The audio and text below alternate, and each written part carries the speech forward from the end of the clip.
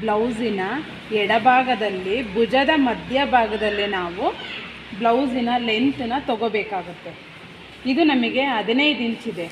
15 ಇದ್ದರೆ ನಾವು 1.5 inch extra ತೊಗೋಬೇಕು. ನಾವು 16.5 ಲೆಂತ್ ತೊಗೋಬೇಕು. ನಾವು ಅಗ್ಲನ ನಾವು ಎಡಭಾಗದಲ್ಲೇ ಉಕ್ಸಿನ ಪಟ್ಟಿ ಕಡೆಯಿಂದ ಬಗ್ಲು ಶೇಪ್ ಇರುತ್ತಲ್ವ, ಅಲ್ಲಿಂದ ನಾವು ಅಗ್ಲ ತೊಗೋಬೇಕು.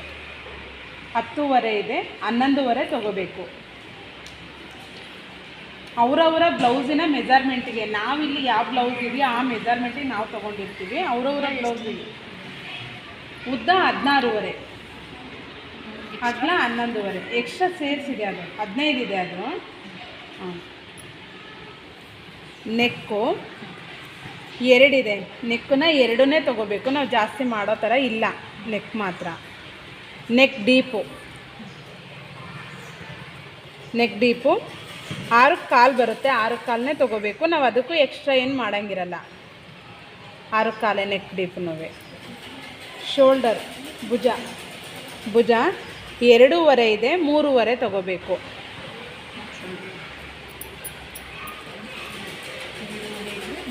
ಹಾಂ, 3.5.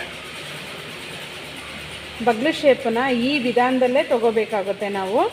ಇಲ್ಲಿ ಎಲ್ಲ ಆಕಾರ ಬರಬೇಕಿದ್ದು ನಮಗೆ, ಎಲ್ಲ ಆಕಾರ ಬರಬೇಕು ನಮಗಿದು. ಈ ವಿಧಾನದಲ್ಲೇ ತೊಗೋಬೇಕು ನಾವು. 5.5 ತೊಗೋಬೇಕು ನಾವು. 5.5ನೇ ತೊಗೋಬೇಕು. ಬ್ರಾ ಪಟ್ಟಿ ಇದು 3 ಇದ್ದರೆ 4, 3.5, 3 ಇದ್ದರೆ 4, 3.5 ಮತ್ತು 3 ಪುನಃ. ಬ್ಯಾಕ್ ಡೀಪು ಬ್ಲೌಸನ್ನ ಈ ಫೋಲ್ಡಿಂಗಲ್ಲಿ ನಾವು ಇದನ್ನು ಮಾಡ್ಕೊಂಡು ನಾವು ಇಲ್ಲಿ ನಾವು ಹಿಡಿಬೇಕು. ಇಲ್ಲಿ ಹಿಡಿದು ಕೆಳಗಡೆ ಡೀಪು ಜಾಸ್ತಿ ಬರುತ್ತೆ. ಕೆಳಗಡೆ ಡೀಪನ್ನ ನಾವು 3ನೇ ತೊಗೋಬೇಕಾಗುತ್ತೆ. ಇಲ್ಲಿ ಮೇಲ್ಗಡೆ 2 ಕಾಲೇ ಇರುತ್ತೆ ನೆಕ್ ಡೀಪು.